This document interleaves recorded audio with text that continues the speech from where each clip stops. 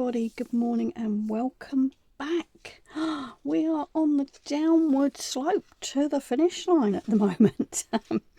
This is the July Junk Journal Challenge 2025 run by Leigh at the Leigh's Art and Junk Journal Wonderland, and we are on the 29th of July, which is prompt number 21, and it is antique pattern.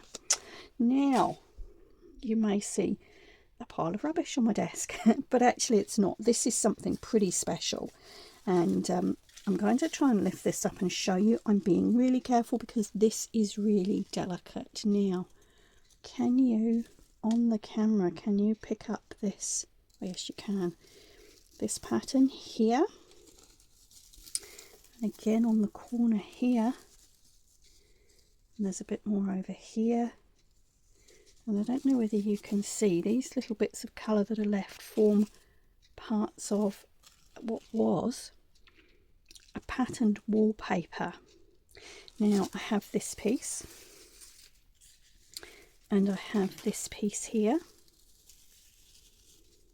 You can see the pattern here again, so this would run from top to bottom on the wall. And I also have this piece here. Now, I'm not a historian and I can't give you an absolute accurate date on these pieces of old wallpaper. However, these come from a house which is on the edge of our property, and this house we know, now let me just check and make sure I get this right. It was in use from 1898. Now we suspect the building was there before that, but in 1898 it began to be used as a post office for the little settlement where we live, and I will tell you a bit more about this as we're working. But the building that this has come from, we know was in existence from 1898. Now, I'm not saying that these these patterns and these papers are that old, but you know, they are going to be from the early 1900s, I would think, particularly these two. I don't know about that slightly more patterned one. So the strict definition of antique is 99 years and over, or 100 years and over. As I say, I can't accurately date these as being 100 years old, but they are such a special find and I want to preserve a bit of them, and so I am going to use them as my antique pattern for today. Now, I'm going to have a little think about how to do that, because as you can see they are very delicate, and then I'm going to come back and I'll show you what I'm going to do. And whilst I'm doing that, I'll tell you a little bit, as I say, about the history of where these have come from. All right, so what I decided to do was to take a little piece of each of those wallpaper samples that we had from the old house, and I've put them through a laminator. Now, I've put these through a cold laminator, which is hand operated. It's not an electric one, it's a manual one, which meant that I have got a little bit more control. I can make sure things are going in flat, I can do it slowly, and I can stop at any time. So I've managed to get those, hopefully you can see those, I've managed to get those quite flat, and I thought that was a great way of preserving them. And you can also see the back, which is quite interesting as well. This one has got some old newspaper remnants on the back as well. The other thing I've done is to cut 6 frames from, I mean, I've done these on my Cricut machine. You can do them by hand if you haven't got a Cricut machine, and I've just cut those to form some frames, and I'm going to make a kind of specimen card. Well, that's sort of my idea anyway. I was a little bit restricted in size and things because I wanted to keep these, you know, a reasonable amount of the wallpaper so that you could actually see the pattern, but I'm restricted by the size of my journal. But I have a very pretty envelope in my journal, and these are going to go in there, but this is the maximum size I can get them, and this is about 5 3/4 by 4. So what I'm going to do is I'm going to cut the laminating sheet down so that the pieces of wallpaper fit in these frames, and then I'm going to glue them together. And I've got some offcuts of the same. It's actually I don't know whether it's a thick paper or a thin card, but I've got some offcuts, and I might make some little labels to go on as well. We will see. But first things first, I'm going to cut those down. Now, I've had this white piece of card behind them because I thought you would be able to see better than on my mat. But I am going to take that out the way for a minute whilst I'm working, and I'll bring it back in later and show you. Now, I'm going to try and talk and work at the same time today. Which, if you've watched any of my videos, you know it's not always possible. But I wanted to tell you a little bit about the house that these came from. And if you've watched any of my videos, you'll know possibly that we live in quite a remote area. And we're in an area called, I've got to get these at 4, haven't I? Okay, how am I going to do that? Oh, that way. All right. Sorry, I told you working and concentrating doesn't always work. Working and talking. See, I can't even, you know what I mean. Right. Yeah, so we live in the central area of the North Island of New Zealand, and we live on the banks of a river called the Wanganui River. And it is a very historic area. Māori, the indigenous people of New Zealand, have lived on the Wanganui River for years.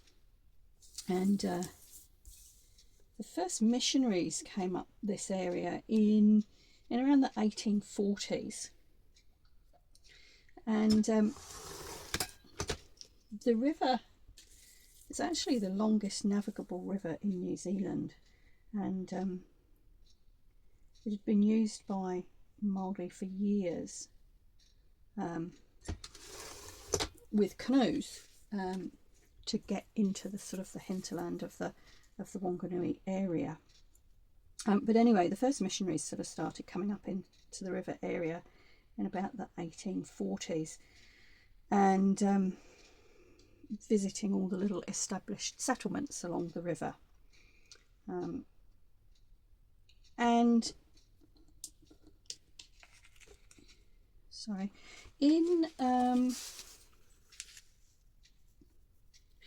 so eventually there was in the 1880s a post office. Let me go back one step. In the 1880s, a Catholic missionary base really was established along the Wanganui River at somewhere, a settlement which the missionaries called Jerusalem, also known as Haruharama. And in 1885 they established a type of post office really at Jerusalem to give some communication with Wanganui, which was the nearest sort of town. And originally the mail was brought up rather randomly really on by any canoe that happened to be coming up here, I think. And then late in 1886 a paddle steamer route was established up the river, and by a company called Hattrick. Let me just get this measurement right. There we go. And Hattrick's paddle steamers became quite famous, and they became a tourist attraction as well. And the river became known as the Rhine of New Zealand. And it was quite a popular destination for tourists in the 1800s, late 1800s. But anyway, back to the mail. So the mail came up on the paddle steamers, and by 1892 there was actually a weekly service had been established rather than sort of just a random service. And in 1898 a post office opened. This was the third one. The first one was at Jerusalem, Harama. The second was at Pipariki in the 1890s, and then in 1898 a post office, the third post office, was opened at a settlement known as Koronetti, or Corinth, and that is where we live today. And post office in those days, they weren't, you know, purpose-built buildings. They were generally a room in someone's house. And generally, you know, the postmaster, and they were called postmasters, but generally the role of postmaster was undertaken by sort of a well thought of woman in the area, and it was quite a prestigious role. And so these women postmasters were the first people in this area to be in charge of the post. Let's just cut this one off. There we go. Anyway, the building that these pieces, oh, and the post office is also acted as sort of a local telephone office before everybody had telephones. And the building that this wallpaper comes from is that original post office at Koronetti. And sadly, I don't have a picture of the building when it was standing, but I can show you this, and this is a history of the Wanganui River. This lady here, you see that? I got that in the right place. This is Mrs. Metakingy, and this is taken in 1962, and this is in the building that these wallpaper samples have come from. So really, it's an interesting sort of piece of our local history. And unfortunately, the building now really is just, it's becoming quite unsafe. It's falling down to the point of being dangerous, sadly.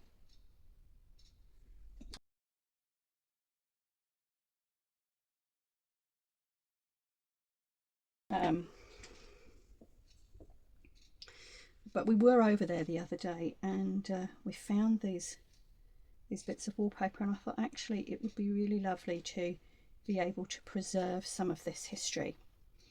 And the remains of the pieces that I have, that I showed you earlier, and I have some more as well, we're going to frame and keep as a historical record of the area. So there you go.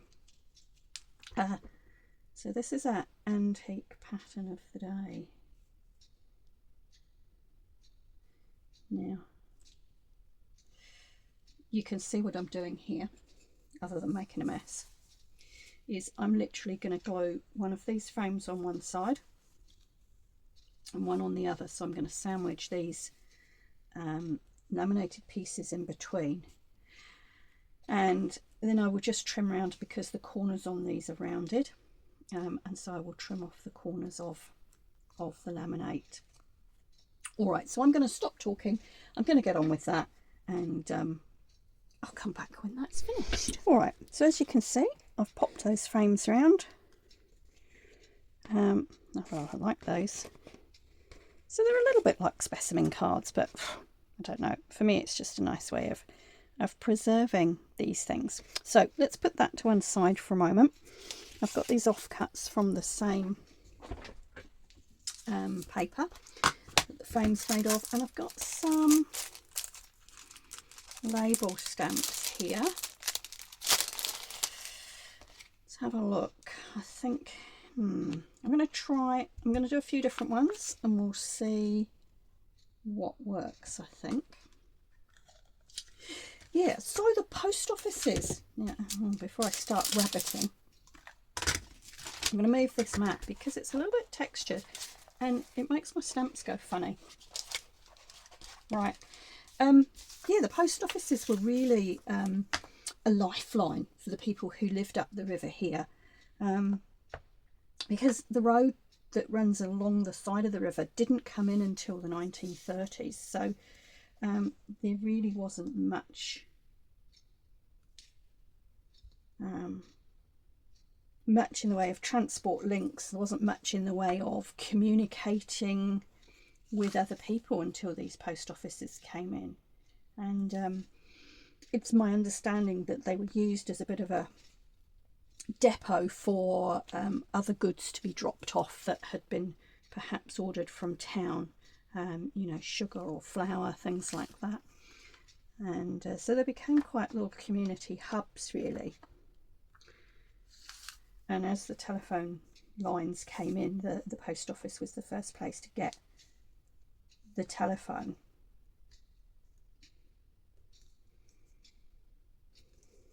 It's quite interesting. Our road is still just really a narrow one-lane road, and it was sealed or tarmacked somewhere around 15 years ago, so not that long ago really. And before that there were parts of it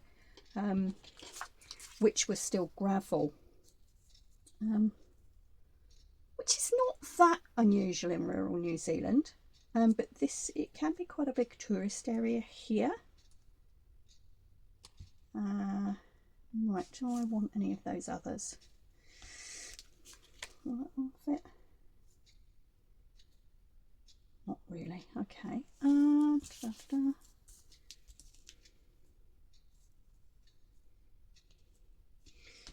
do a little one as well. If I don't use them today, they'll just go in my stash of tickets and labels.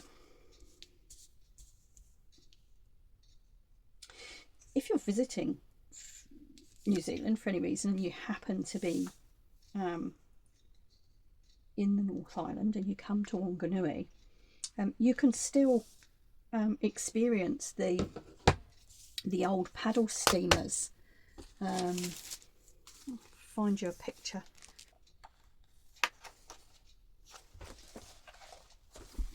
Okay, these are the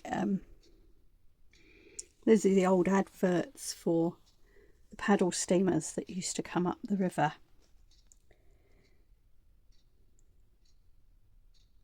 There you go.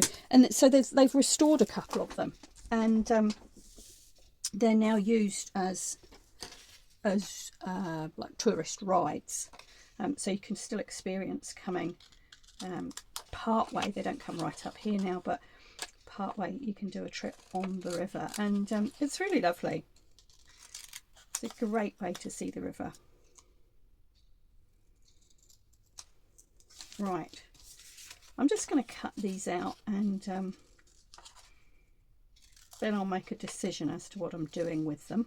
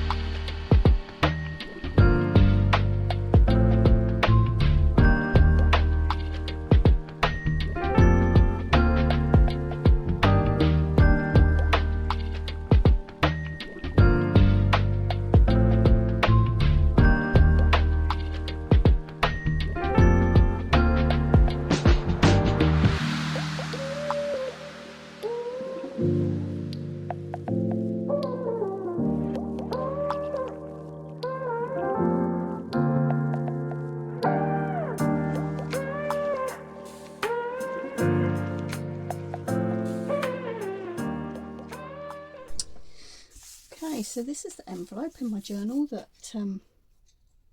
that these are going in, and in all honesty, I don't think I'm going to do anything to it except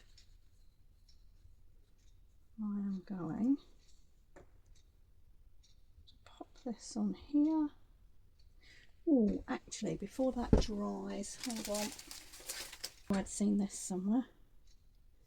Before that dries, I'm going to whip that off again, and I'm just going to put a little bit of lace just along the edge. It's a fairly old lace. I wouldn't say it's antique, it's probably vintage. Ooh. But it is the same colour as that envelope, and it will just add a little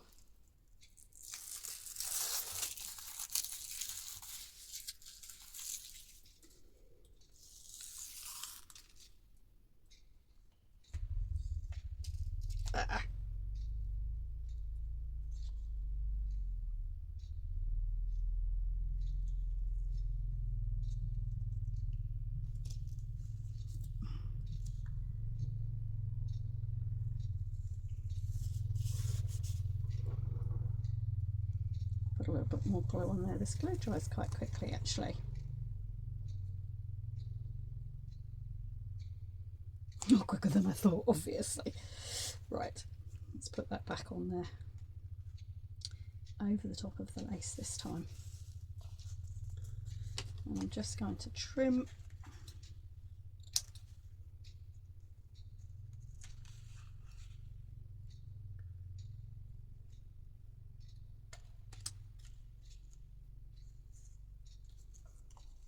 carefully, trim the edges there. There we go, that's just added a little bit of something. And then we have our 3 antique patterned wallpapers, and we have the name of the building they've come from, the years it was operating as a post office, and just a little nod to stamps there, postage stamps. So hopefully, did I ink that one? I did, and I inked the wrong side. Oh, I'll go back and do that in a minute. Right, so hopefully these 3 should just slide in there. There we go. And that's our antique pattern for the day. All right, I hope that's been interesting to watch and fun to learn a little bit more about a small section of New Zealand.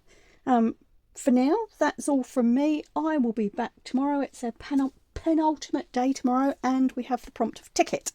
So I've got my ticket stamps out. They might come in useful.